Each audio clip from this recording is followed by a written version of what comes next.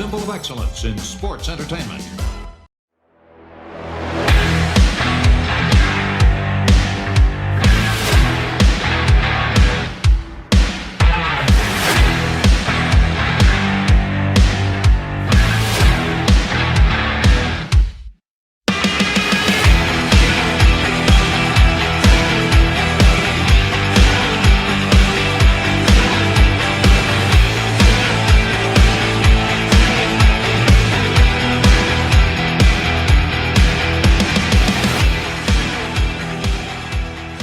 Hey, this is Kurt Angle, and welcome to the Kurt Angle Show. On the show today, we'll be talking with a former NWA World Champion. But first, let me introduce to you my co-host, Paul Bromwell. How you doing today, Paul?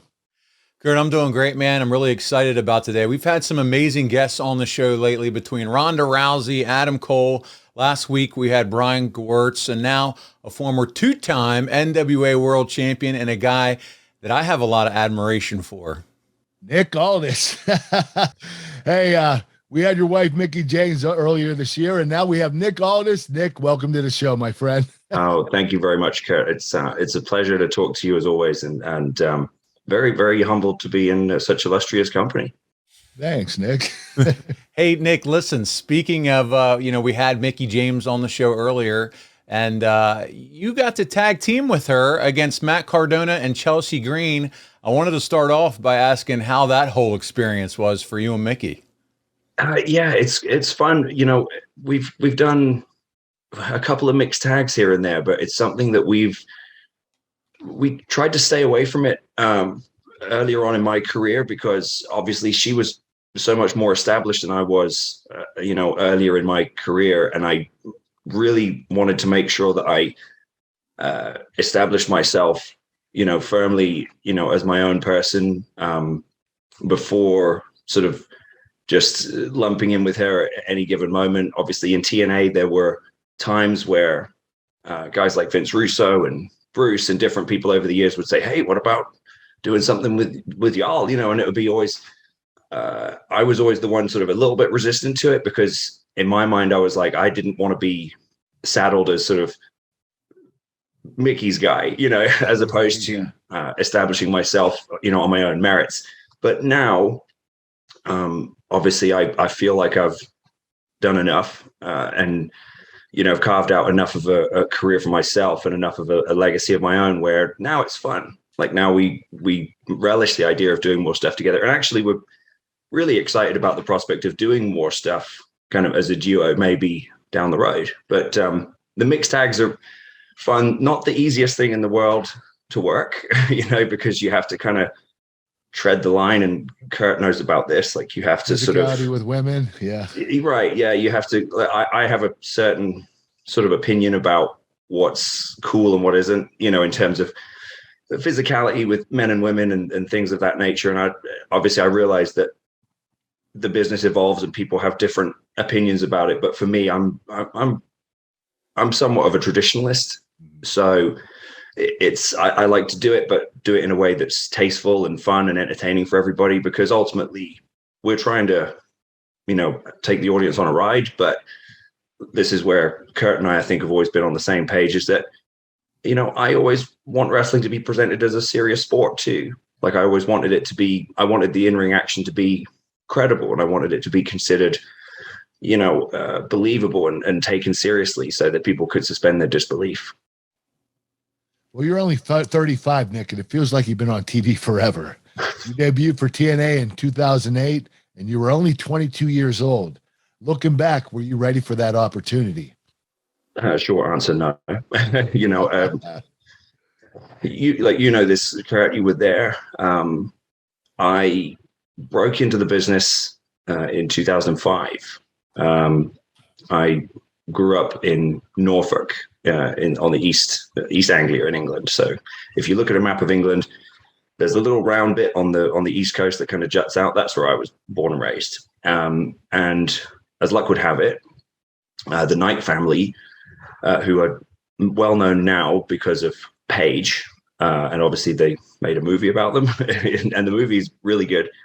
To the point where accurate in places, to the point where it was really kind of bizarre for me to watch it, because they did such a great job of portraying their home, you know, and that was my first memory of getting into the business, was going to their house. And I remember seeing the movie and being like, God, it's you so accurate. Firsthand.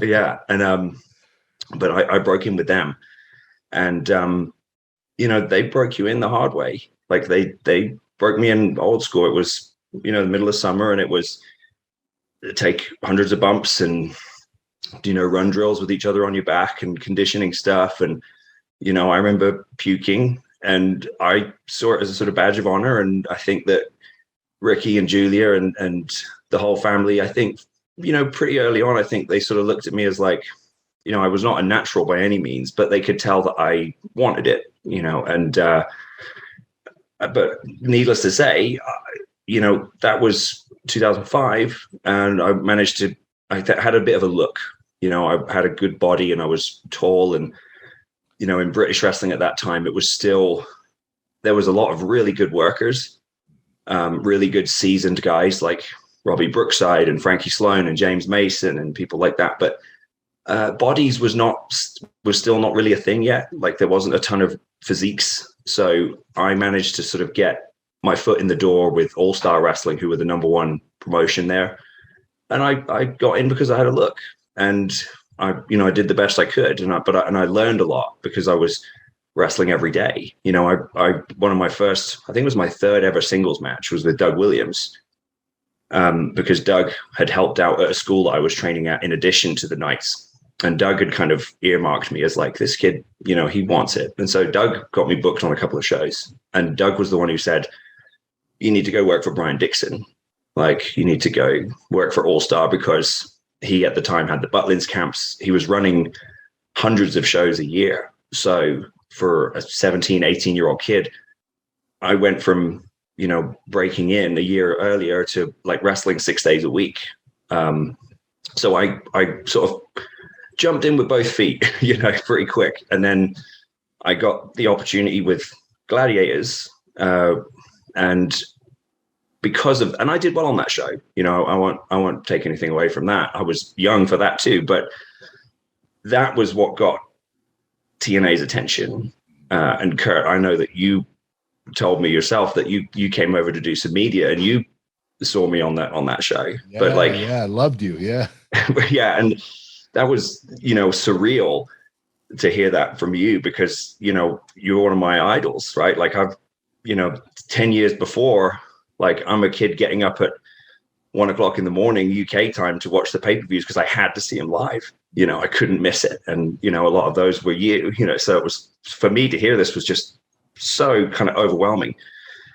But I always say, when I go back and look at that time, I go like, what was I supposed to say? No, I'm not ready. You know, Right. You know, it's like, I did the best I could, but yeah, truth be told, looking back at it, obviously, I was, you know, really thrown in at the deep end, like, especially with TV, because, as you know, Kurt, like, working TV is so different to what I had been accustomed to up to that point, which was very much house show style wrestling, like kind of very, very heavy on the crowd involvement, very much about, like, you know, cowboys and Indians, we used to call it, like, very much sort of like good guy, bad guy, kind of send them home happy type of wrestling.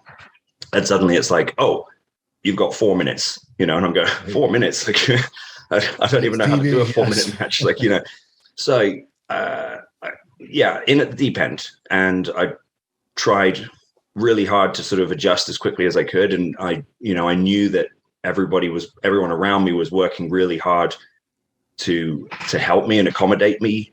You know, and fortunately for me, I had a thick enough skin to sort of take my lickings, you know, when I would come back, and Cornette or Dutch or whoever it was like, this sucked, that sucked, you know, and I just kept kind of, you know, chipping away at it and trying my best to be around, you know, all the guys there. Because the huge benefit I saw was the fact that the roster for TNA at that time was, I mean, it was such a who's who. Like, when you look at the fact that we had all those legends, we had Kurt, we had Booker, we had Nash, Sting, you know, Steiner, and then we had Joe, AJ, you know, the machine guns. We had like the, and then obviously Doug came in, and it was just like, there were just so many great workers and great minds that I could just learn through osmosis from. So that's all I was really trying to do. I was trying to fit in, but I was also trying to sort of learn on the job. Like I remember Terry Taylor saying to me, "You're getting paid to go to college," and it was like, yeah. Getting paid to learn. Yeah. Right. So it was, but obviously national television is not necessarily the best place to be learning. But again, I did the best with what I had. Nick, you mentioned getting up early in the morning to watch guys like Kurt. Do you remember that one event or that one wrestler? And we'll continue to get into the TNA, but that really it flipped the switch for you that said, I want to be a pro wrestler. I love this. Do you remember that experience or that wrestler that got you into it? The year 2000, I thought, was the banner year for the WWF. I, like most people, was really hooked by like 97. Like I remember, but I was still very much sort of immersed in it as a fan. Let me start here. Bret Hart is my absolute idol. Like Bret's my guy. Bret's my hero. He always has been, always will be. And actually, Paulie B, I saw you, a couple of weeks ago in Nashville. The coolest moment for me, being part of the Flair show, was actually for the first time getting a chance to shake Bret's hand and look him in the eye and tell him, like, you're the reason that I fell in love with pro wrestling, and it means so much to me to be able to, shake your hand and tell you that. And, I thought he was touched by that. But having said that, the moment that I knew that, okay, I'm not just a fan of this, like there's more to it for me. Like I want to try to do this, was Backlash 2000. It was The Rock beat Triple H in the main event. And it was just, that whole show was such a great show, top to bottom. Kurt wrestled Big Show dressed up as Hogan. Okay. That's right. But like, I could tell you everything that was on that show. And like, it was such a well put together card, like the opening match was Edge and Christian against Road Dogg and X-Pac. Like, they tore the house down.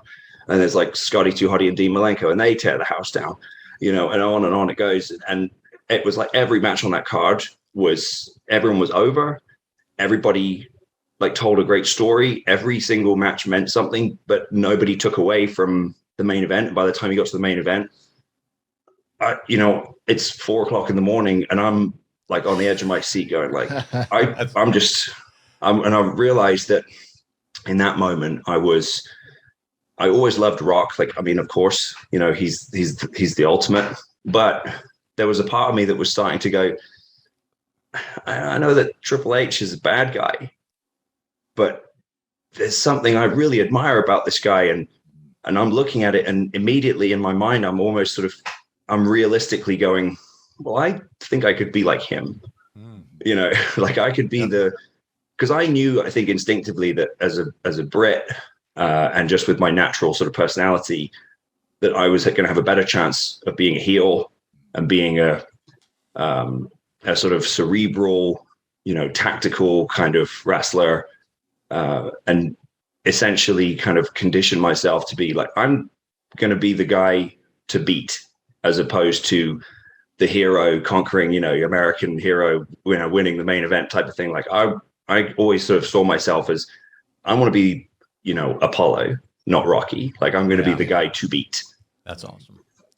Well, listen, so we'll spin it forward. Kurt was talking about TNA. What did you think of that whole modern day Gladiator gimmick of Brutus Magnus, and who gave you the gimmick? Oof. Well, I thought about it just about the same as everyone else thought about it, Paul. Weren't a fan. I'll never forget. I came to Nashville when they had the offices at Cummins Station, and they brought me in. And I was still shooting. I still had commitments. I was getting ready to shoot the second season of Gladiators, and I had an acting gig that I had already committed to and stuff. So they said, "Oh, can you can you come in and do some vignettes? Of course. And I couldn't believe that I had vignettes, right? Like in my mind, I was going like, what? Like I'm a rookie. Like why do I get vignettes? But of course, again, I'm not going to sit there and go like, oh, I don't think I should have vignettes. And I show up and they don't tell me, bring this, bring that. Like they just get me a plane ticket and I show up and they sort of laid out like we're going to go to the Parthenon in Nashville, and you're going to run up the steps of the Parthenon at the crack of dawn and, this kind of stuff. And I thought that sounded pretty cool. Like that's that'd be cool. And then they go, we're going to go down to the production suite so you can do your voiceovers for your vignettes. Like, okay, cool. I get in the elevator and they give me this piece of paper. And this is the first time I've even seen my name. No one's discussed this with me.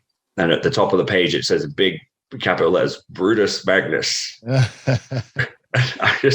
And for a split second, when you're on a computer and you see like lorem ipsum dorm, like it's sort of, just to sort of test out a font.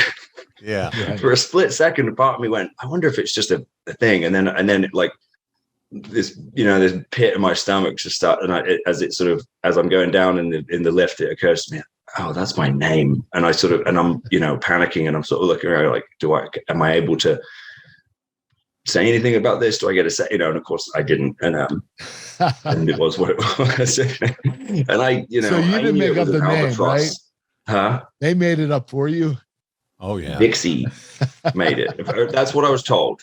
Now, so I want to be clear that,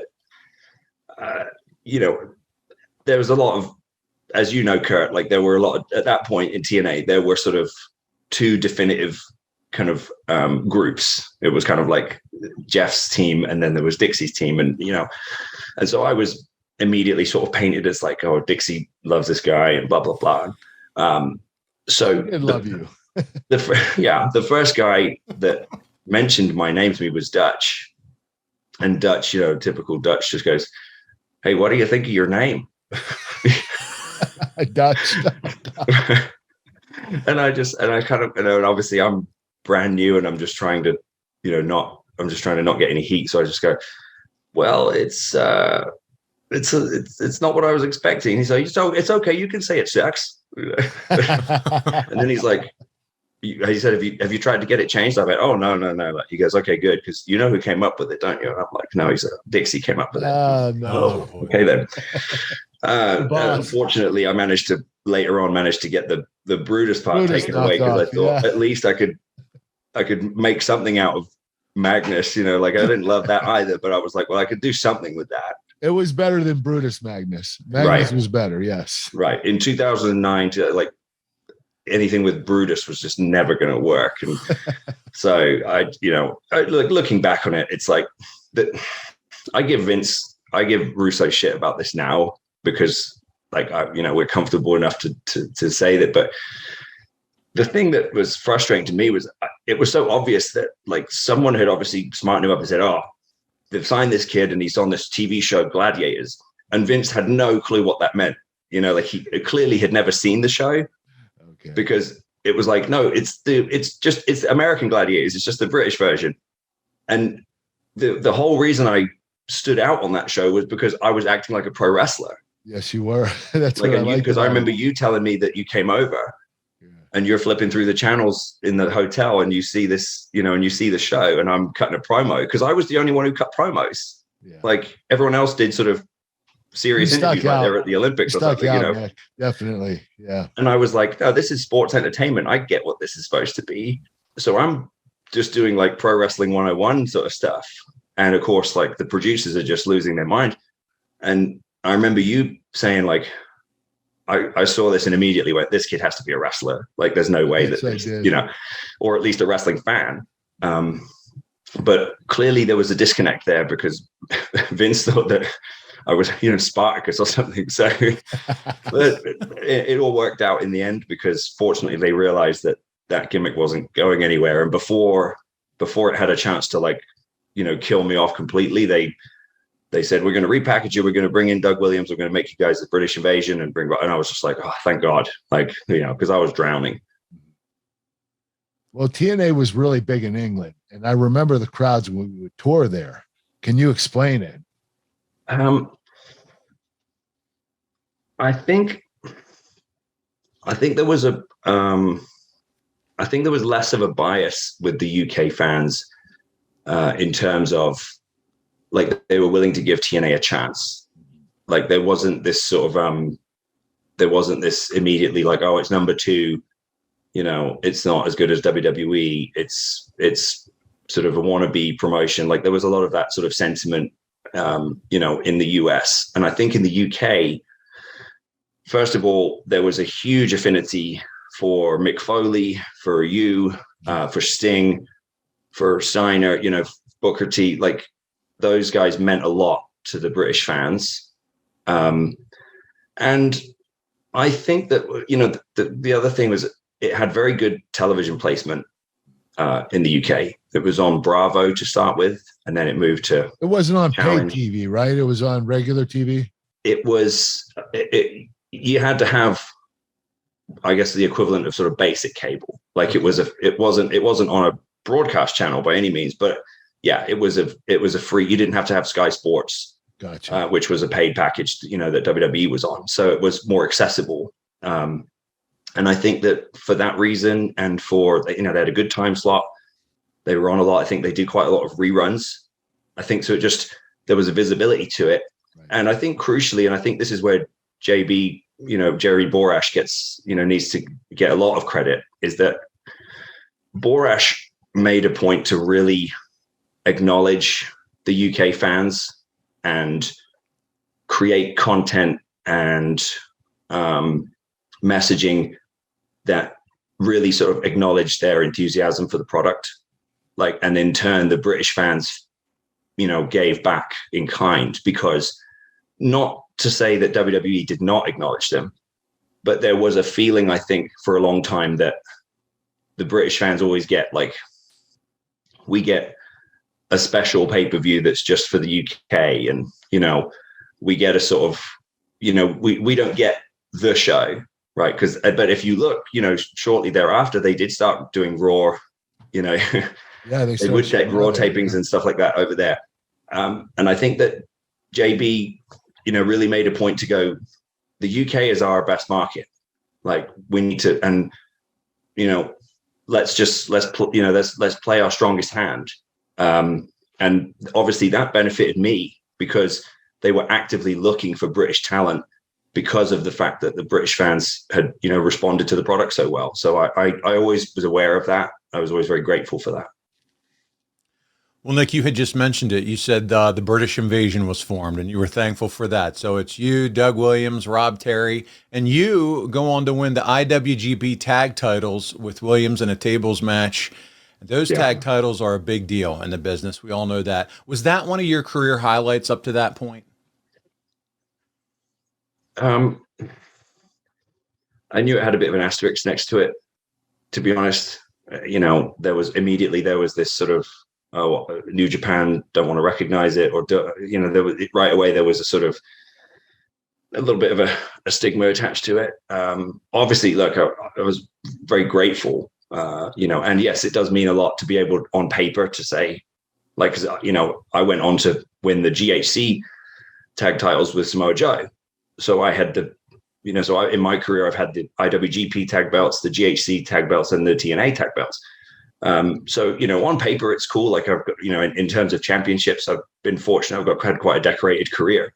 But for me, no, the sort of the validation for me with Doug was when we won the TNA tag titles at Bound for Glory.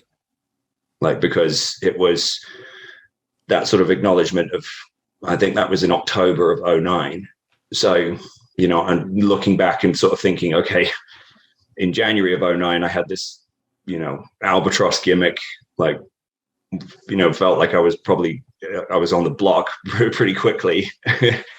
And then to be able to sort of work through that and earn enough sort of respect with everybody and put the work in. And Doug obviously really deserves a huge amount of credit for that, because he held up the wrestling side while I held up the promo side. Like that was kind of the way that we looked at it, was, Doug, I think, would admit he's not, this is, you know, talking and the entertainment side of it was not his strongest suit, but in the ring, you know, he was world class. He's as good as it gets. So it was like, right. So it was like he could be the workhorse and kind of take control of the, you know, be the ring general and take control of the stuff in the ring. And I was very happy to let him do that so I could learn. And I would kind of take the lead on the promos, like when we had stuff with pre-tape stuff with like you guys, when you were doing the main event Mafia stuff and all that kind of thing. Like when Russo would bring us the pre-tapes and stuff, like I would sort of take the lead on the entertainment side and Doug would take the lead on the wrestling side. And that worked out really well. Well, the British invasion would come back and you would return babyface by defending America against Mexican America. Not everything in TNA made a lot of sense. Am I right? Just hearing you read that is funny, like, because you can make anything, you know, you can make anything make sense if you try hard enough, right? It was crazy, huh? Yeah, I sort of vaguely remember that because they had big plans for Mexican America, which I always thought was a strange name too, because I was kind of like, I don't know if that's necessarily the right thing to be sort of portraying as a villain, but, you know, again, not my place to say. But yeah, it was interesting that of all the people that they looked at, they went, hey, let's have the Brits. The ones to stand up for America. Yeah, right. Because, you know, especially considering that first year when we had a really good run as a British invasion, like we were working with beer money everywhere, and every night we would be like, on the house shows, you know, everybody stand while we sing the British national anthem, you know, and everybody be like, USA, USA. So, you know, fast forward a year later, we're like, hey, USA, USA, shut up, Mexican America. But hey, it's like you said, TNA was, there was a lot of ideas, you know, not necessarily good ones, but there were a lot. Well, what did you think of the British invasion? Do you remember the 6-man that I had with you, with AJ and I believe it was Tomko against you guys? You remember that match? It wasn't Tomko. He was gone by the time I got there. I do remember doing a 6-man with you. I think it was AJ, and yeah, you're right. It may have been beer money. I think, but I do remember being in the 6-man being in a few 6-mans with you. I was always, you know, again, I was always just like, incredibly nervous and excited to get to be in the ring with you, you know, at all. And obviously later on I would get to share the ring with you in a more significant way. I remember realizing just how good AJ was. Yeah. Like the first time I worked with him, and it was in a 6-man tag of some sort. And basically I just, you know, my role in that night was feed AJ for his comeback. And I remember just thinking, God, like, he's so crisp and his timing is so perfect, and it's like your instinct never messes up. Oh my God! All these chances and just never screws up. it's unreal. He's to this day, you know, I would still, and I haven't wrestled AJ for almost 10 years, and I still hold my matches I had with him in 2013 as some of my best, because, you know, he really is that good. I remember saying around that time, like, and it was funny because it was actually, I won't say who it was, but it was someone who worked for WWE in the office. And I remember saying that AJ Styles was the best. I thought AJ Styles was the best wrestler in the business.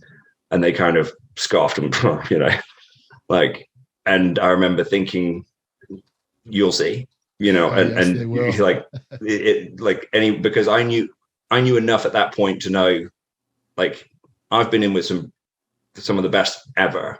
And AJ is noticeably better than them, you know.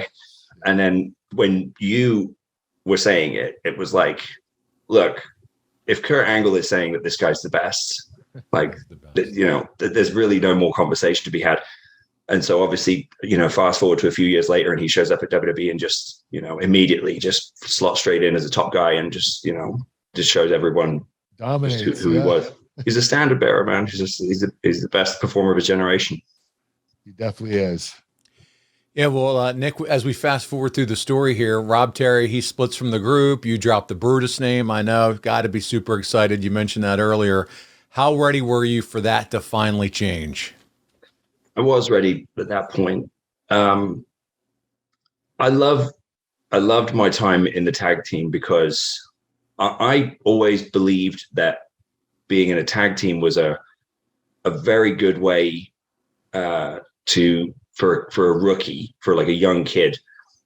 I think it's a good way to establish them, because for me especially, it was a really good way to emphasize my strengths and hide my weaknesses while I worked on them.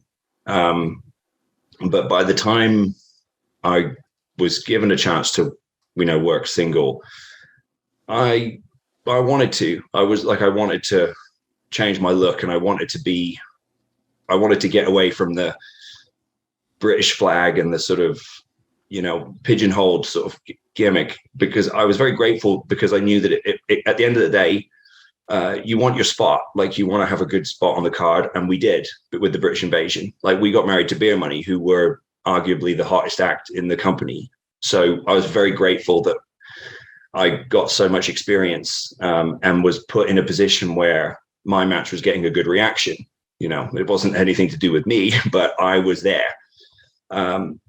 But I also knew that because of that, I'd earned enough sort of credibility with the audience that they would give me a chance now. Because to begin with, they were chewing me up and spitting me out, and I knew it. Like, I remember some of those early, matches where I was, Brutus Magnus and everything. And I could just, the TNA fans at that time, they were passionate about TNA. Like, they believed in their guys, and they didn't want it to be like WWE. They didn't want, some young rookie kid with, who was unproven to come in and get a push and beat all their guys. They didn't want that. And I could feel that. And I really didn't want that stink. By the time I got the chance to work singles, I could feel the shift. Like, I could feel that they've said, okay, this guy, he's got a thick skin. Like, he took our best shots. Like, we shit all over him, and he kept on coming, and he improved, and he got better in the tag team, and he's had some good matches, and he's stuck with it. And I look, there's no doubt that if you go back and look at it, it's like, I cringe at some of the stuff I was experimenting with, because I'm kind of like, oh, let me try a beret, like in sunglasses, and this and that. But I'm grateful that TNA gave me the freedom to try it, and obviously over the years, I think that's when, that's why when it got to like 2013, which was sort of for me was the sort of pivot year, I could really feel that the audience by then had gone, this guy he's busted his ass. Like, he's tried. Like, he's, and he's gotten better, and he wasn't trying to fast track anyone. Like, he was, I think that they really genuinely at that point felt like I'd paid my dues. And that's an important thing. It means something. And that's why I've always been very vocal about that in the NWA. Like, sometimes the audience wants guys who have paid their dues. Like, they want to, the credibility is not something that you can create. It's something that comes over time. And obviously for me, the ultimate compliment was being put in the Mafia with Kurt and Joe and Sting, and I was very nervous about that, because I thought that the people would shit on it, if I'm truthful, because the way that it was set up, I don't know if you remember this, Kurt, but we were in Vegas, and I got about 3 days notice, I think. Like, Dave Lagana called me and said, hey, you need to go get a custom made suit, like, because you're going in the main event Mafia. And I remember being like, no, wait a minute. I can't, like, there's no way I can be in that. Like, that doesn't, that people are never going to accept me in that. They're like, no. Like, it's going to be, the premise is going to be that Sting's going to say, this time around, it's going to be the past, present, and future. And I kind of went, okay. But even in my mind, I'm thinking Sting, Kurt Angle, Samoa Joe, and I'm going like, that's a tall order to try to, to have me considered in the same vein. And I remember Kurt was the one who did the promo, and and I remember standing there at the curtain in my suit, ready to walk out, thinking, Kurt's going to say my name, and this is it. Like, it's sink or swim, because if the audience shit all over this, like, I'm finished. They didn't. I mean, I'm not going to, rewrite history and say it was a huge pop, but it was a positive enough. Yeah. Where I kind of went, oh shit. Okay. Like, and then obviously I went out and cut a pretty good promo, and then we were sort of off and running, and I was like, that was validating for me, because I knew that a lot of that was because of Kurt and Sting, like, kind of advocating for me. Well, you began to be a ladies' man, and that gimmick fit better, did it not? Yeah, I guess. Like, Vince Russo was, Vince wanted you to do it. That sounds like him. This was 100% Russo. When and obviously I'll tread carefully for as a happily married man now. I was single then. For some reason, when I came in, I think some of it was because, of course, whenever you have a female boss and somebody gets a push, immediately there's kind of like, oh, she got a crush on him, or she likes blah, blah, blah, blah, blah, whatever, right? There's nothing ever happened there. And okay, so I think, Magnus. I'm kidding. You're not helping. Yeah, right. But right. I knew that was floating around. But for whatever reason, Russo, and I don't know if it was like people were stirring him up, but like he was convinced that I was like this chick magnet. Like, people, and you are. Russo would. You're a tall, good-looking guy. You got the accent. I mean, come on. Well, listen, Paul. Like I said, I'm a happily married man. But back then, I was single, and I'll just tell you the truth. I didn't find it that hard. I love it. I was a fresh face, and I was in Orlando, and I actually lived in Clearwater, and it was just like, for me, that's what coming to America was. For me, it was like, I want palm trees, I want hot chicks, I want the beach, blah blah blah. And I took full advantage. Davari was my roommate at the time. He can attest to that. And, and anyway, we'll just leave it there. But I think Russo, he's always had an affinity for women in the business, right? Like, he's always had this, strong sort of female presence on the show in a certain way. And he would I just remember Vince would come to me at TV tapings and be like, bro, how many, since the last time I saw you, how many chicks have you been with? Like, he was always asking me these silly questions, like, bro, let me tell you, when you go out, do you even try, bro, or do they, do they just fall over in front of you? And it was just one of those things where it just so happened that coincidentally, whenever Vince happened to be around, I did happen to be like, have some success on that front. So then, of course, it just snowballed in Vince, because now it just confirmed Vince's. It's who you are already. It's like, who you this become. He's a ladies' man, That's right. And so then it was like, bro, you've got to be a ladies' man, you've got to, like, and again, I was okay with it. But again, I knew, again, it was going to be, there's a sort of limitation with that character. Like, I said in my mind, I was like, I'll lean on this for a while, but I'll try to pivot it, like Shawn did. Like Shawn Michaels, to begin with, it was sexy boy toy, like the mirror, and had Sherry Martel, and he was, but over time he sort of, made it more serious, and I thought, not that I was suggesting that I was going to do it the same way, but I was like, it can be done. So I kind of embraced it and did the best I could. But and I'd also at that point just learned, like, if I hadn't learned anything else, I'd learned how to, make the best of whatever was given to me. There you go. Well, listen, Nick, after you morph out of the boy toy or sexy boy character, we began teaming with Desmond Wolfe, known as Nigel McGuinness. But his health status really jams you up for the next few months. How does that affect you and your spot during this time? Yeah, it was tough. It's funny because even to this day, the occasional TNA fan will still go, man, I wish that you and Nigel had a chance to, to go for it. Like, to the point where our name was London Brawling, which I thought was all right, but to this day, people will still bring it up. And I think, we had like 2 matches. Right. We had 2 matches, and we did some vignettes at the mall. I remember we did these vignettes where we went to the mall at the mall at Millennia in Orlando, and we were walking around with Chelsea. So I'll quit a sidebar here. So that whole thing, so Kevin Nash at this point had really become like a mentor and an advocate for me.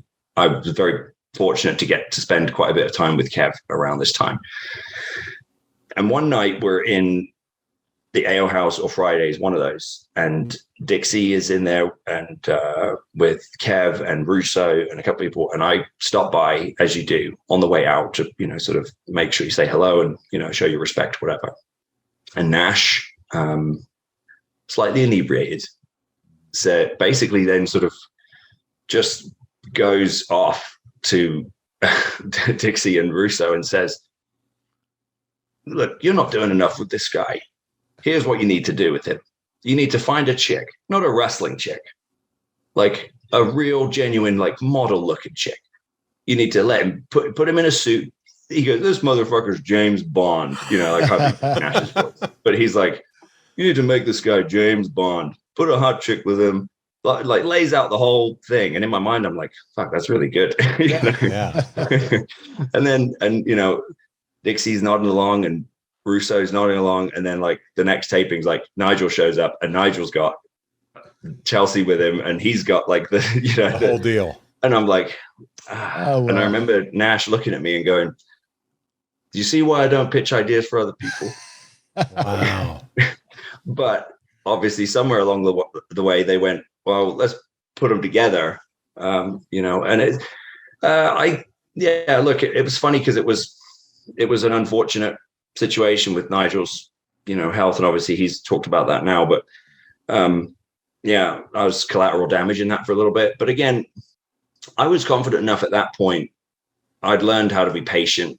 I'd had a few stop starts with TNA, and I felt like I'd earned enough kind of props with the office. Like I had a pretty good relationship with everybody in the office at that point, Bob Ryder and Dean and Andy and obviously Dixie and stuff. So I was rewarded, I think, because I was patient. I was told be patient a lot, and I felt like I was. Well, listen, Nick, your big elevation comes when you start teaming with Samoa Joe. Did you feel that when you and Joe would win the TNA tag titles? There were no plans for Joe and I beyond a short term. I think, again, and I say all this with love because, I think Russo gets a little bit unfairly lambasted, historically, because right. he had a lot of ideas. Not all good ones, but being creative is difficult, and Vince did.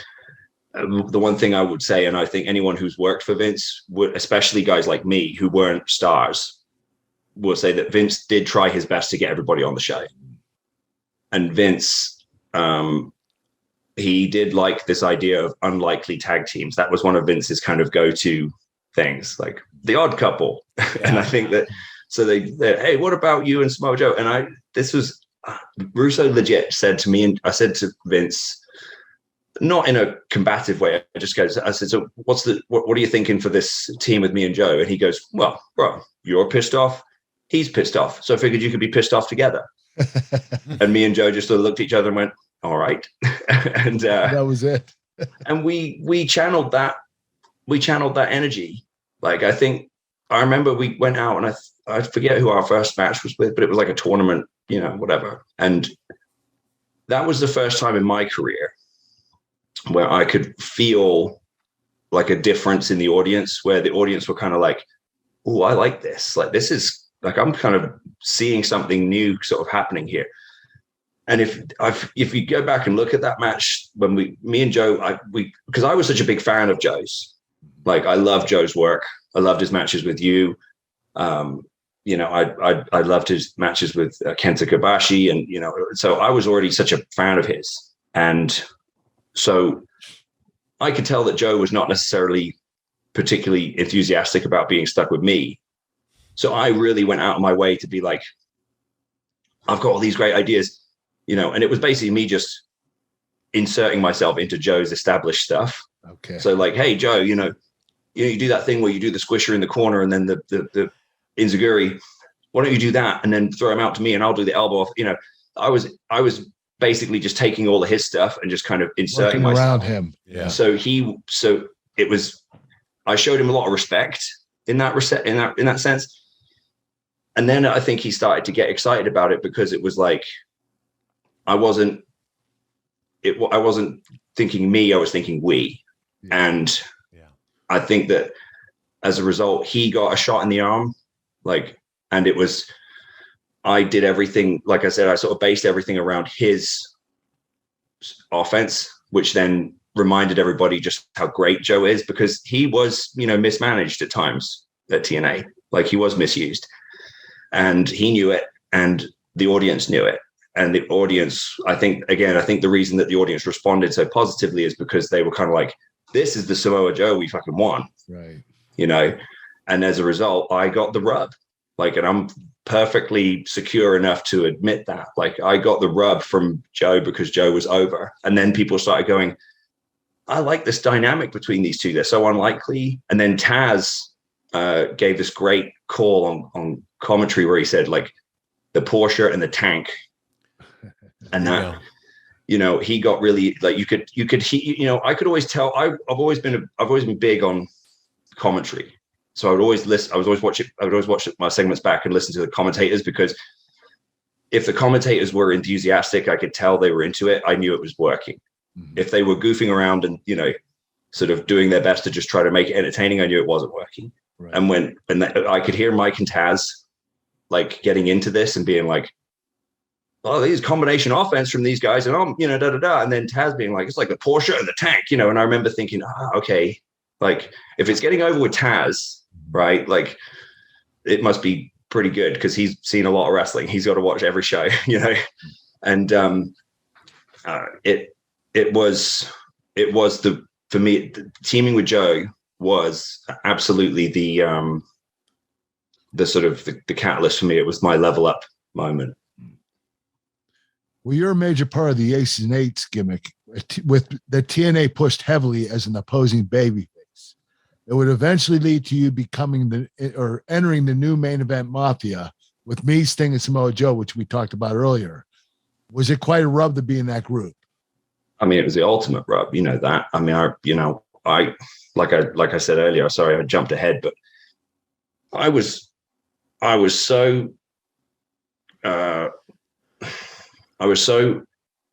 had such mixed feelings about it, because I was worried that the audience was going to reject me, because I was like, one of these things is not like the other, right? Like, I've always felt like if I have a good quality in this business, it's self-awareness. Like, I don't think, I mean, maybe I'm wrong, but I don't think that I ever had in TNA, I don't think I ever saw myself, you know, as something, you know, that was unrealistic. And I remember, you know, my conversation with Bruce and Lagana and the creative team was like, are you sure they're going to buy me as this? And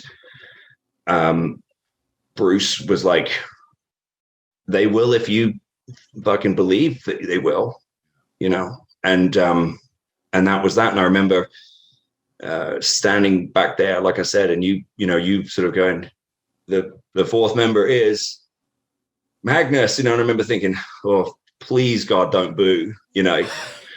And they didn't, and I came out, and then, you know, like I said, I had a promo in my head, and the first thing I made sure to do was to put over you guys, because I was kind of like, I wanted people to know that I didn't see myself as on the same level as you guys. Like, I'm going to make sure that I go, I get that this is like a big leap, right? Like that was always my thing with the audience. That's what I learned from Bret more than anything else. Bret Hart always had this thing of like, don't betray the audience. Like, don't, Jerry Jarrett always said this too. Don't try to outsmart the audience. And I took that into account because I always thought that authenticity was the most important thing to getting people to buy into a character. So immediately my thought was, okay, I'm stood in the ring with some all-time greats, and in Joe, like really a sort of franchise player of TNA. So I'm going to make sure that I really acknowledge that. And I remember saying about you, like the only Olympic gold medalist, and, with Sting is like the icon, like there's no, and then obviously Joe, it's like, we have our history. We went to Noah and won the tag titles together and won the TNA tag titles. They had no plans for us. Like I wanted to acknowledge that this had come because these three men believed in me. So, give me a chance and I'll earn my spot, kind of thing. Like that was kind of my mentality in that. But it was a huge leap and it was very intimidating, but I was eternally grateful for that rub. Well, guys, I want to pause right here and share something I know many of our listeners will be interested in, and that's IWTV.live. It's independent wrestling's premier streaming service for live events and video on demand of past events. If you saw Wheeler Yuta versus Daniel Garcia on AEW and enjoyed that, then you definitely want to check out IWTV.live, as they've had an even better match for the IWTV title, and you can check out the likes of Eddie Kingston, Masato Tanaka, Jonathan Gresham, and so much more. For just $10 a month, IWTV.live offers 20-plus events streamed live each month from top independent wrestling, and just this past week, they had 10 live events. That's $1 an event, no better value in wrestling streaming today. Also, as an IWTV.live subscriber, you have immediate access to our extensive library of over 13,000 hours of video-on-demand content from over 300 independent wrestling promotions from around the world, including Beyond Wrestling, Prestige Wrestling, Absolute Intense Wrestling, and H2O. You can watch IWTV.live anytime, anywhere on Roku, Apple TV, and Amazon Fire TV Stick, including mobile apps for Apple and Android devices. There's no long-term contracts required. Go to IWTV.live and subscribe today for just $10 a month.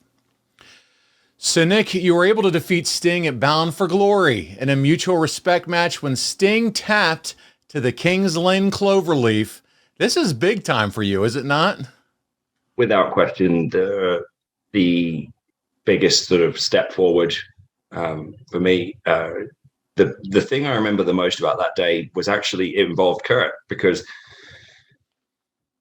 the way we had set that whole thing up was, student and the master, right? Like that was the premise. It was, and it was well done. And I remember Eric Bischoff was the primary sort of producer of most of that angle, but it started all the way back with my match with AJ.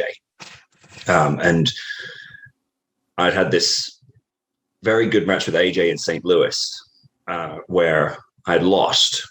And again, thinking back to lessons that I had learned from listening to Bret, I heard Bret Hart always said that there's an art to losing, and sometimes losing is the match that makes you. And I felt like in the eyes of the TNA fans, the match I had with AJ, where I lost, was the one where where the TNA fans kind of went, okay, we accept him. He's knocking on the door of the sort of upper echelon on the card, and we're going to let him in. And Jeff Jarrett deserves a lot of credit for that. But it was set up where I was sort of having a crisis of confidence, and I really liked the angle. And Sting was, heavily involved in it. Like he sort of really went to bat for me. And I remember we got to the pay-per-view, and I certainly at this point had learned enough to know, okay, I can't go in with any expectations, but it felt like the right thing to do would be for me to get my hand raised. But obviously it's Sting, and I'm not going to sort of come in assuming that. And I remember I got there that day, and our agent, I forget who it was, said, X amount of minutes, Sting up. And I went, okay, and I sat down with Kurt at catering, and Sting came over and sits down, and Steve goes, hey, did they tell you the finish? And I go, yeah. He goes, we're not doing that. Like, he's like, we set the whole reason we set all this up is for you to get your hand raised. Like, this is crazy. And I remember just being like, I don't know what to say. It's like this is Sting. And Sting goes, not only are we not doing that, he's like, you're beating me with your finish in the middle. And I was like, oh, okay. Like, and I remember he got up and said, I'll go take care of this. And he walked off, and I'm like, I'm almost in tears, because I'm just, that's such an overwhelming thing. And I remember Kurt looked at me, and Kurt goes, wow, he wouldn't even tap out to me. That's awesome. Like, kind of joking, but like also in a way of like, Kurt was kind of saying to me, like, you realize what a big deal this is, right? Like, Sting is like advocating to submit to your finishing hold, right? Like, and I did understand the gravity of it. And I've always looked back on that and just always just said, I don't know why that Steve Borden is such a first-class human being, and he took such a liking to me from the beginning. Like, I remember out of the blue, this in 2009. So I'd been in the company for like 4 months. I think it was April of 2009, and Sting had wrestled Samoa Joe on a pay-per-view, and with all due respect to both of them, it hadn't gone very well. Like, I don't remember too much about it, but I remember that they weren't, they weren't very happy. And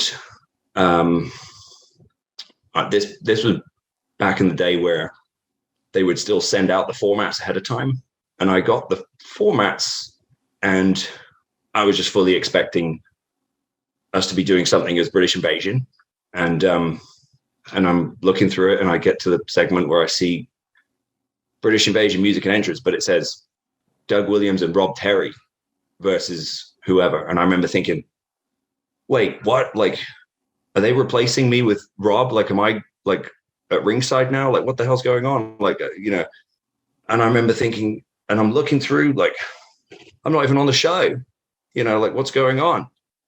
And then just out of curiosity, I guess, I just keep going through until I get to the very end. And then it says main event, Impact, Brutus Magnus versus Sting. And I remember being like, what? Like, why? What is happening? And I knew what it was. It was like, okay, Sting's got to get his heat back, right? He's back on TV. Like, I think he lost the match on the pay-per-view to Joe. So I think it was, very solid booking. Like, hey, give Sting a good win on TV, to sort of get him back in the saddle. But I remember thinking, wow, like, I'm getting that spot, and I remember showing up, and like Terry and a couple of guys being like, you better be ready for this kind of thing. And then and I know that I'm jumping all over the place, but this was, I guess 3-4 years prior. But I remember Steve then being like, yeah, I asked for you. Like, there was, they said, you got to get a good win over somebody on TV. Who do you want? And I said, I wanted you. And I was like, why? And he was like, nah, because I like you, and you got a great look, and you got a great attitude, and I really like you. Oh, wow. And I just went into like total sort of fanboy, like Ric Flair kind of mode. Cause I was like, okay, I know what my role is in this match. I'm talking about the TV match we had. I'm like, I know my role here. Like it's Sting's greatest hits. So I just position myself all over the ring. Okay, give me the big hip lock out of the corner. Give me the drop kick, clothesline me over the top. Like, beat your chest. Give me the howl like this. And I'm just calling it to him. Like, so it was such a great learning experience for me, because now, in my, career, especially as NWA champion and stuff, like obviously you had to be a ring general. And that was really my first chance to really do a match like that, where it was more like, call it in the ring, brother, like a little bit like kind of NWA style, Ric Flair and Sting. And, I remember just having so much fun with it and like really thinking that's my style. Like that's what I'm most sort of, that's where I really have an affinity. And I remember coming back, and that was the first time that Kevin Nash like really sort of, made a point to sort of acknowledge me in any way. And I remember Nash come up to me and being like, good match with Sting. Like, you know what you're doing. Like, and Kev basically said that day, like, you're one of us. Like, if you want, you come to me if you ever need anything. Like, that was good shit. Like, you get it, kind of thing. You earn his respect. Yeah. Yeah. And because how it was then, Kurt, like a lot of the guys my age, they were the plan everything A, B, C, D, E. Right.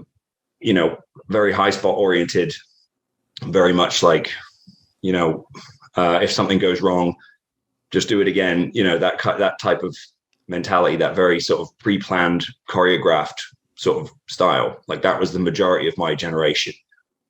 And I had a bit more of an instinctive sort of approach, which I think resonated a bit more with, some of the older guys. Like I've had it, suggested to me over the years that I'm a bit of an old soul, right? Like, because like I saw Jerry Jarrett a couple of weeks ago, and he was like, he said some really nice things to me, but he was like, you're a throwback. Like you remind me of the guys from, an era that doesn't exist anymore and all that kind of thing. And I always take that as a huge compliment, but yeah. Huge compliment. Yeah. Sting, like I said, from day one was like, I want to do anything I can to help this kid.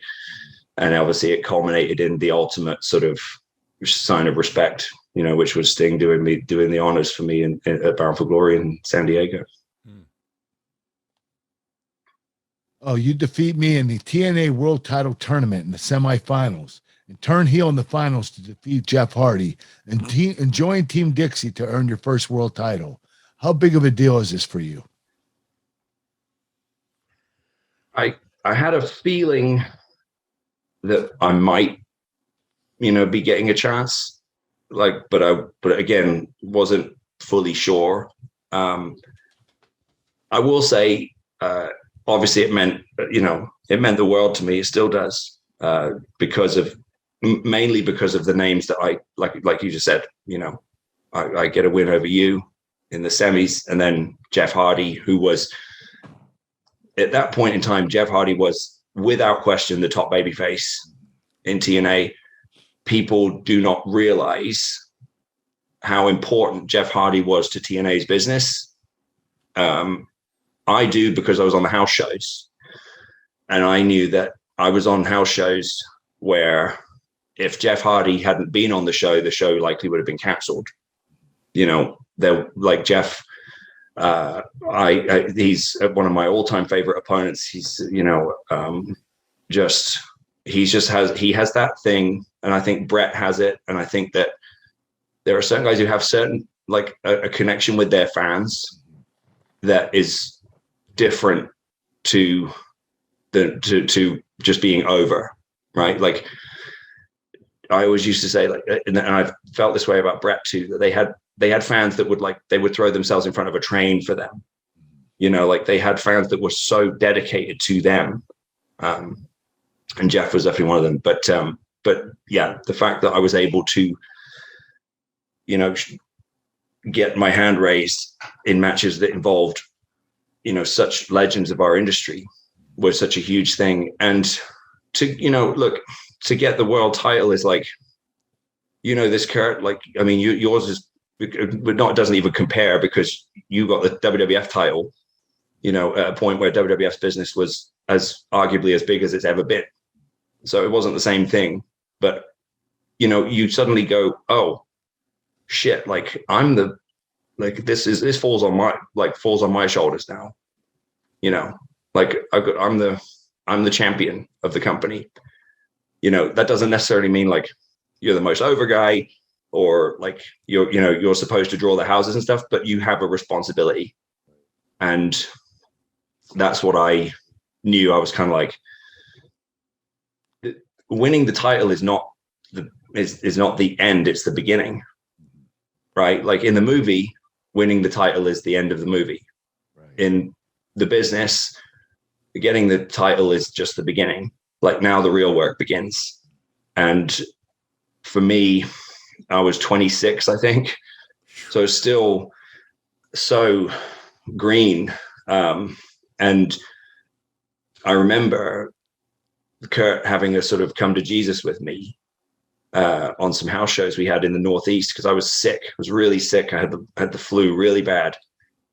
And I was wrestling Joe on the house shows. And I'm ashamed to say it now, but we had a match. I was so sick and I was having such a hard time like breathing that I kind of called the finish early. I took it home kind of early, like 10 minutes. And I came back and Kurt came in the dressing room. And I don't know if you remember this or not, Kurt, but you go, you're the fucking world champion. Like, you don't get to do that anymore. Like, you fucking go out and you deliver, like, because they gave you the ball. Like, I don't care if you're sick. I don't care. You know what? You have to go out and you have to give the people the money's worth. And I remember just being like, I wasn't sad. I wasn't, I was angry at myself because I knew you were right. But it was like, I made a promise to myself that day, like that I will never do that again, no matter what. And I take a lot of pride in fast forwarding to, my run with the NWA title. I took something that no one cared about, let's be honest. And I knew that if I was going to have any chance of making anyone care about it, I was going to have to go out in front of 50 people, or in the case of me and Cody in Chicago, 10,000 people. And I'm going to have to make them feel like this is the most important match what they're going to see that day. Like, this is the most important thing happening in pro wrestling at this moment in time. And I wrestled in barns. I wrestled in, arenas and everything in between.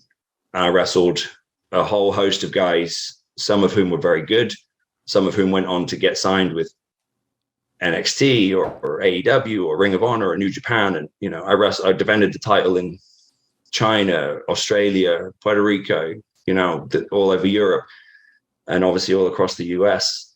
And that was my principle. Was like, no matter what happens, no matter how many people are there, no matter how rinky-dink the show might seem, I'm going to make sure that these people feel like they're seeing the most important thing in the world, right now, because the title's on the line.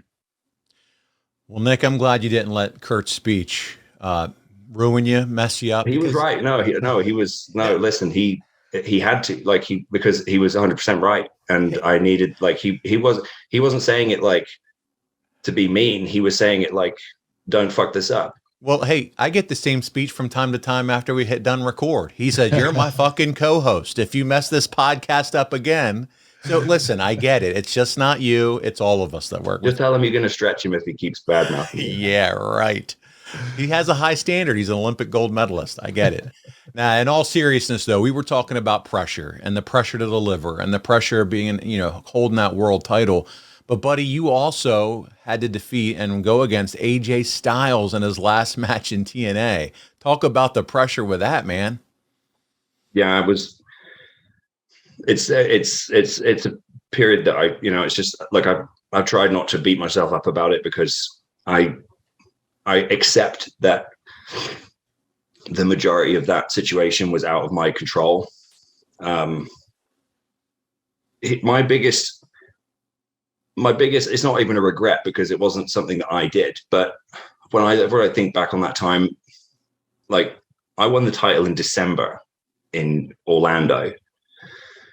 1 month later, we're going to be in the UK. And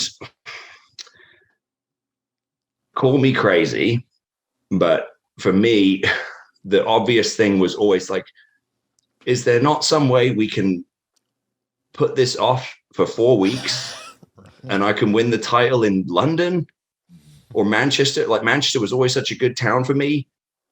And all I could think of was, instead of doing it here on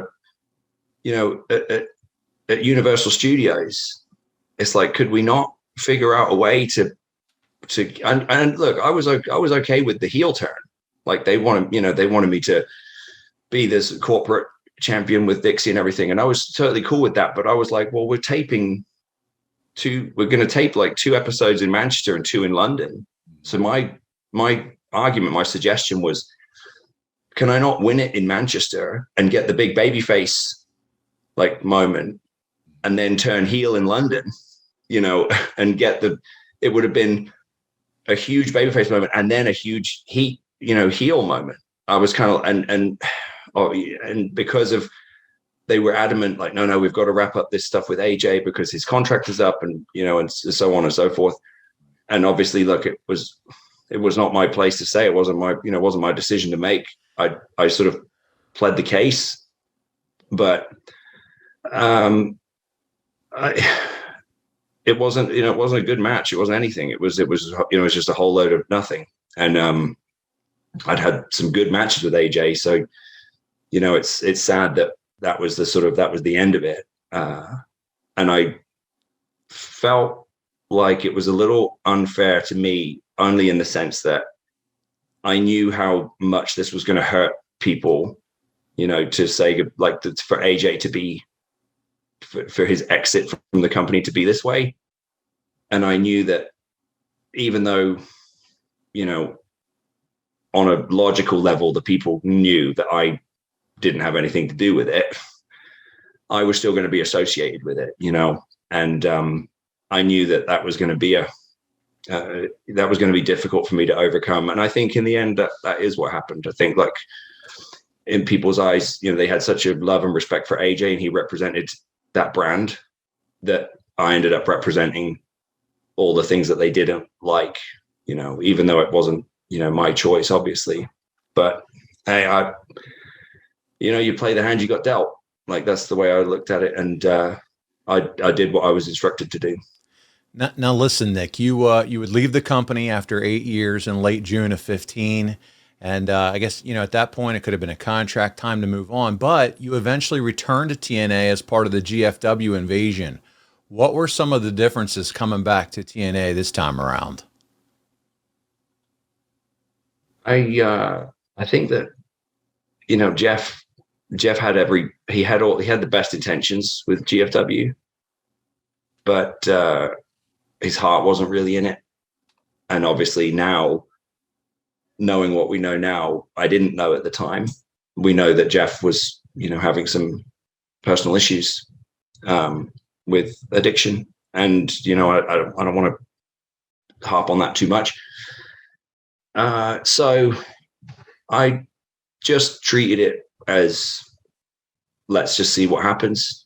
I didn't have any expectations. The company was more or less the same, from how it had been when I left, and it was great to see all the guys. And I was excited to work with Del Rio because I'd never wrestled him before, and I thought he was a great worker. And, so I thought that could be a big match. But I just sort of came in and did business. I got a nice payday for it, but I remember just sort of being like, hey, I'm just going to come in and do business. It's good to see everyone. But I'm going to keep, moving on. It was time for me to move on. Like I wasn't released. My contract expired and I didn't sign another one. Like I was sort of ready to try something else. Truth be told, I wanted to see if I could get to WWE, and still do. Like that was the sort of, in my mind, I was like, I've paid my dues. I've worked with a lot of guys. I've done, I think I've done about as much as I can do. And I was never, it's a Tony Robbins phrase I like to use, but it's, you won't take the island unless you burn your boats, Well, you've been the face of the NWA since 2017. How did you get involved with it? I was working independence, and I was, like I said, I was trying to establish a relationship with WWE, but at that time nothing came of it. And I got a call from Dave Lagana, who had worked, I'd worked with in TNA. I was never in Impact when Billy Corgan came in.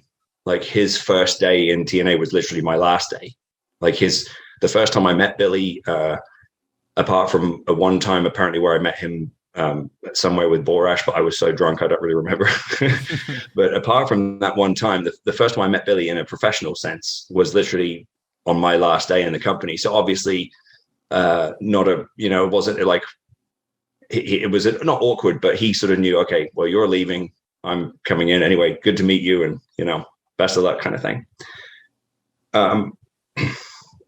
I kept up somewhat with the goings on, at TNA and all the stuff that happened.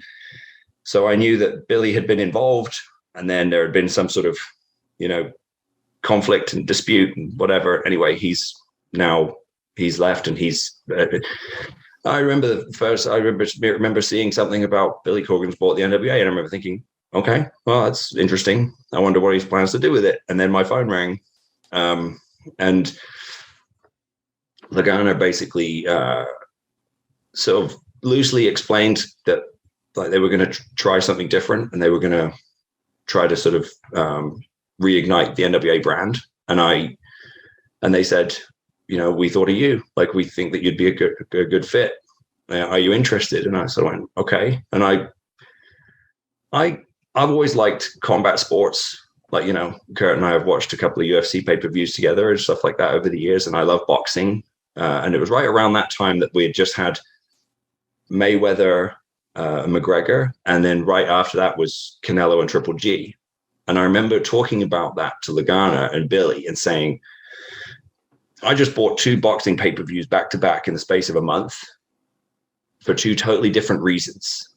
Like, because of the way they were built, but none of it involved a boxing match, right? Like, it was all HBO or Showtime doing those incredible video packages, those, long form, like, build pieces.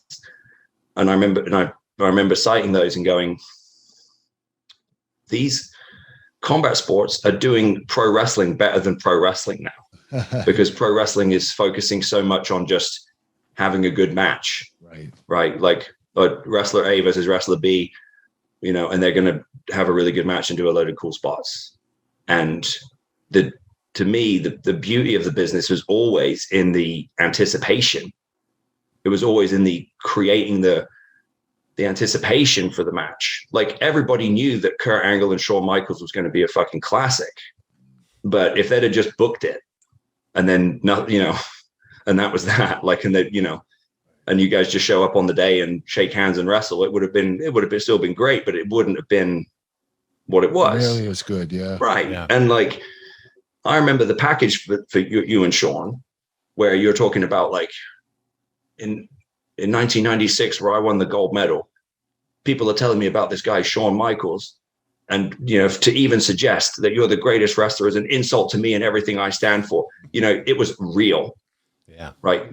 Like, that's not like, that's when you get pro wrestling right. Like, that's perfect, because he wasn't saying anything that wasn't true, but he was also being a heel and insulting the babyface. So you can be kind of upset by what he's saying, but at the same time, you're also going, he does have a point.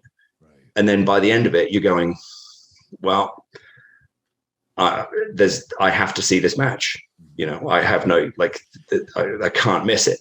And anyway, I basically said to Dave and Billy, there's way too much wrestling going on. You know, this was before AEW. And it's like, there's Ring of Honor, there's New Japan, there's all these indies. There's WWE have got 3 shows, there's, you know, NXT, Raw's 3 hours, SmackDown, so on and so on.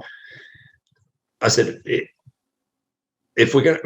what if we make more of a point of creating a lot of content that drives anticipation for one match, one title, you know, one sort of can't miss thing, like a prize fight, as opposed to a wrestling brand, right? Like, wrestling companies have a tendency to immediately want to try to get the brand over, right? TNA, you know, whatever, as opposed to, well, let's compel the audience to create something that they feel like is can't miss.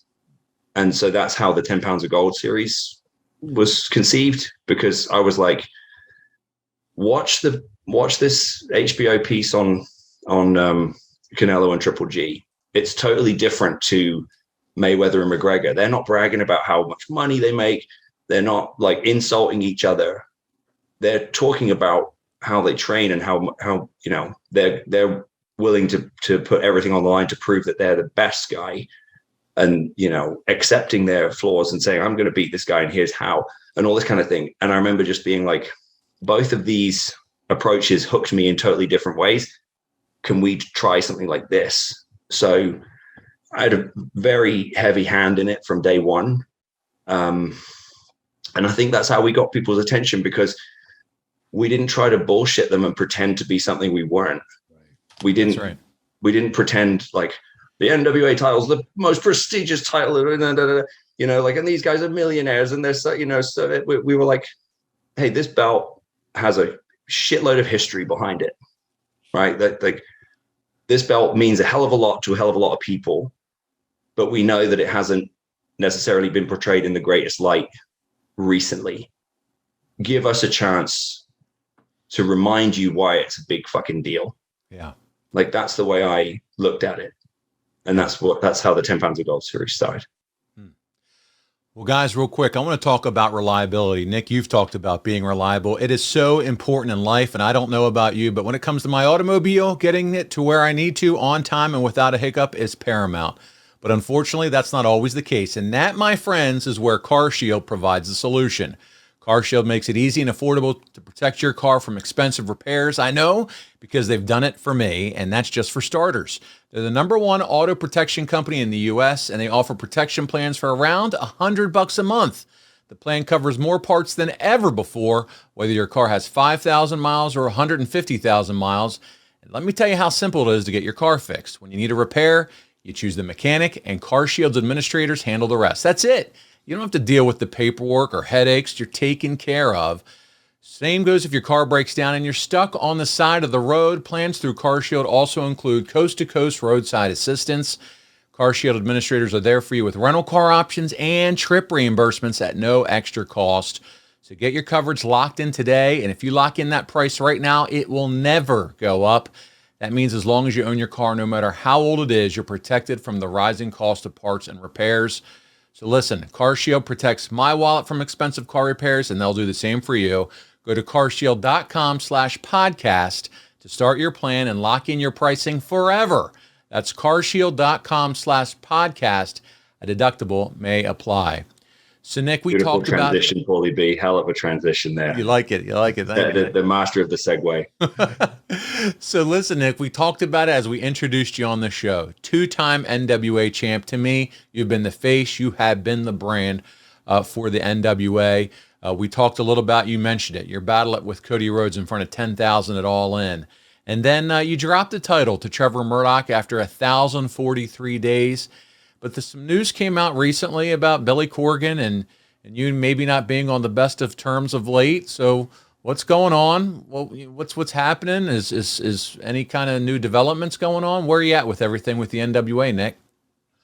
Well, that was news to me as much as everyone else. I was getting ready to go to Germany.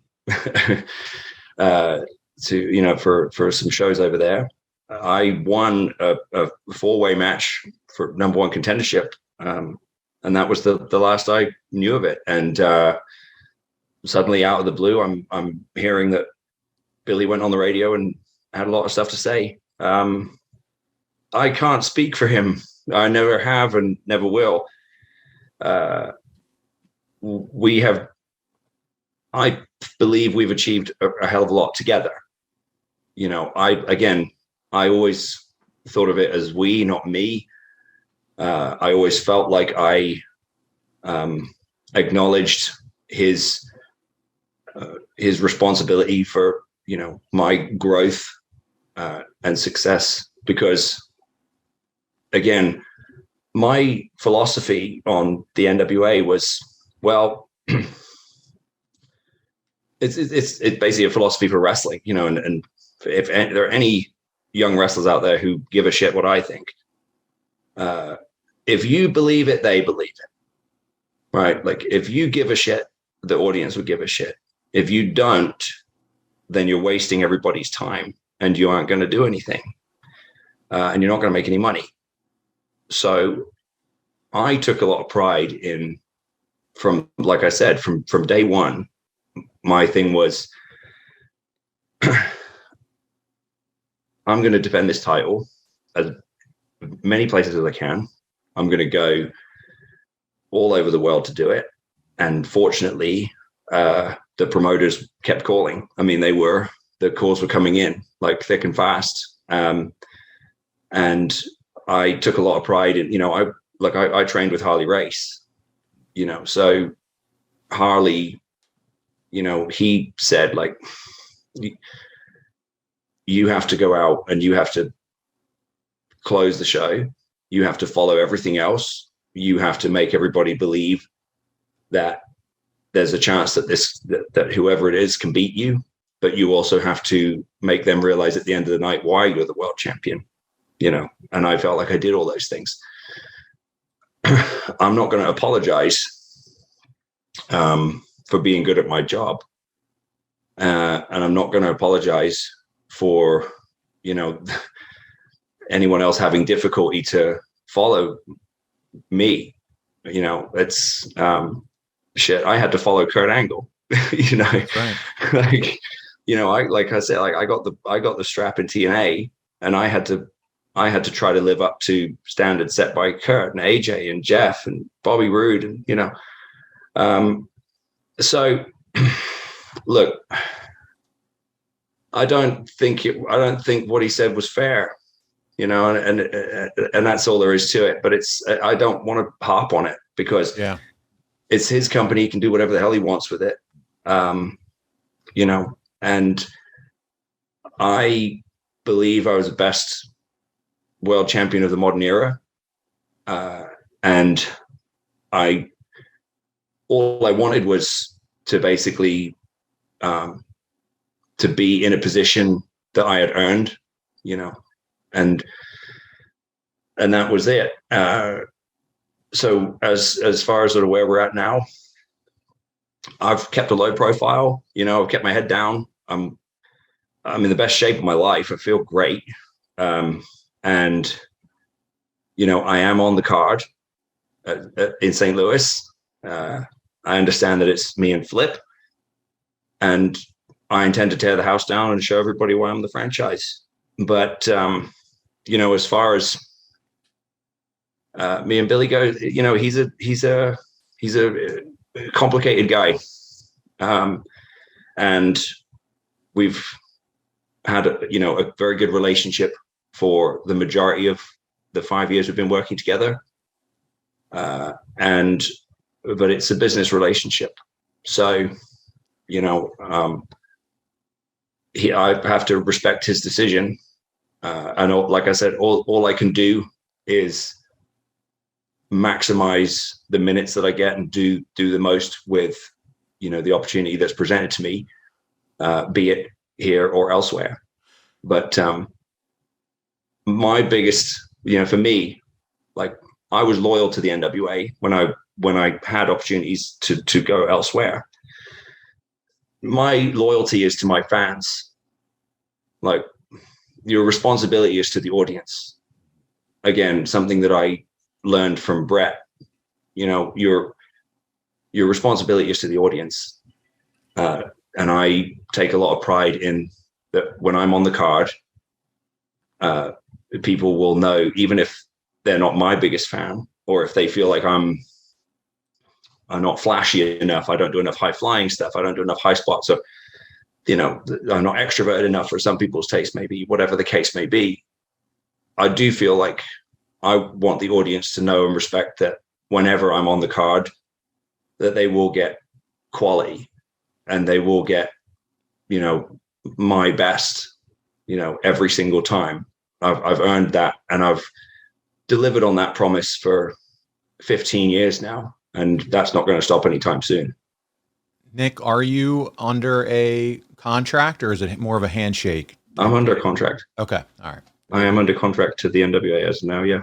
All right. Well, we look forward to supporting you there. Before we let you get out of here, though, we want to make sure that our audience is aware of all the fantastic products that you have available right now with your Legacy Sports Nutrition business. So, Nick, can you talk about that a little bit and where they can find it?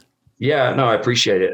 We launched Legacy at the beginning of last year.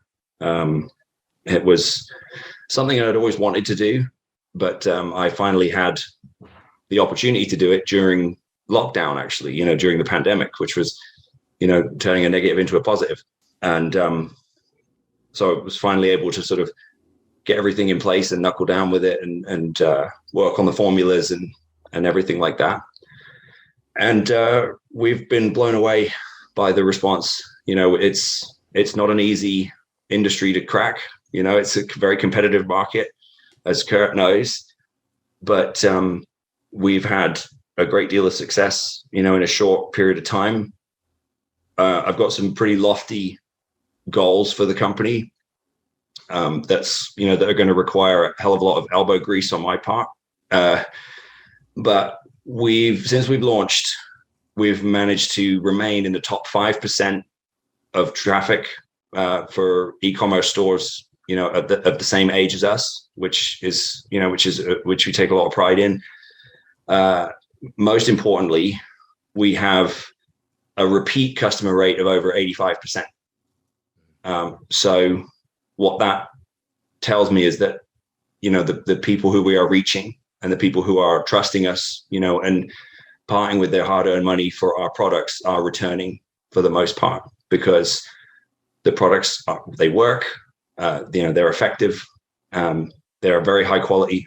You know, we're FSP certified, GMP certified, and, you know, all our products are made in the US. We go out of our way to make sure everybody is satisfied with their orders. We've had some incredible feedback. Our best sellers are Test X9, the test booster, and Recovery PM, the sleep aid. It's interesting because the sleep aid was something that I was quite passionate about, because I've always felt like, in terms of health and fitness, sleep is the most overlooked element of improving your health, well-being, performance, all of those things, because so many of your processes and recovery and everything like that, and testosterone production being one of the major ones, they take place during good quality deep sleep. And I was sort of looking at the market and looking at test boosters and looking at, you know, the research for the effective elements. And I was doing some research, and it occurred to me, like, sleep with regards to testosterone is being completely ignored. And that's why we made a real focus on that. And that's why Recovery PM is part of the ultimate test stack. That's our best selling stack, because it combines proven ingredients that are proven in studies. And by the way, if you go to legacysupps.com, that's legacysupps.com, if you go to the Test X9 page, every ingredient in Test X9 is listed, and every single one there is a link to medical studies that show the effectiveness of those particular elements, those particular ingredients. We're not trying to, so we're not bro sciencing you. Like we're not just sort of saying, oh, all kinds of stuff that do this and do that. We've linked to mostly university studies that have shown these ingredients to be effective. Look, when I wanted to get into wrestling, the first thing I thought of was, well, I need to get in shape. And I imagine that, Yeah. you know, I wanted to. So I fell in love with bodybuilding and fitness and health and nutrition at the same time as pro wrestling. So from the age of like 12, 13, I've been lifting weights. I've been reading the books. I've been reading magazines. I've been studying it. I've been, you know, really immersed in it.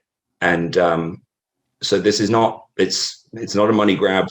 It's not a vanity project. It's something I have a great deal of passion for, and I've put my 10,000 hours into. And we appreciate that there is a ton of options, and there's a lot of competition. But I do wholeheartedly believe that if you try the products, and I think at this point we have 30 products, I think, or total at legacysteps.com. You will be satisfied and you will see results if you combine them with, you know, a smart diet and workout regime. And what I try to endeavor to do is to be accessible to people either via our chat or via email, info@legacysteps.com, so that people can reach out and go, hey, I'm thinking about taking this, you know, will it work? I endeavor to answer all those, you know, or if I can't, I direct you to someone who can. And we've really tried to be personable with our customers. And we've seen just wonderful feedback. When I was Paulie B, I saw you a couple of weeks ago at StarCast. Yeah. There were, you know, numerous fans coming up to me saying, hey, I'm using the test stack, or hey, I'm using the superfood greens, or I'm using recovery PM, and oh my God, I feel great. Like I love it. And, you know, that is so rewarding. And I believe that the code ANGLE is still active at legacysteps.com. Right. So you can use code ANGLE for 10% off. Nice. If you feel inclined. And Kurt's been gracious enough to send us some chicken snacks. I gave some yesterday to Tonya, our assistant, because she was looking at them. She was like, "What's this?" And I said, and I was explaining, you know, it's this is Kurt's brand, and I said these things they're the real deal, man. Like they're my favorite one's the sriracha flavor, but I was like, no kick to them. Yeah, and the combination with some peanuts and stuff in there just gives it a little bit of it's a nice texture. It's like I'll be straight up with you, Kurtzky. I like to partake in a little bit of herbal medicine from time to time of an evening. And I'll tell you, I'm a carb cycling guy. I'm a big advocate for carb cycling. Mm-hmm. So on my low carb days, you know, the biggest risk, the sort of the danger zone, I call it, for me is like 9 p.m. to midnight. Right. You know, when I'm like chilled out, I've put Donovan to bed. I may have had a little herbal remedy. Right. And now I'm like, I got the munchies.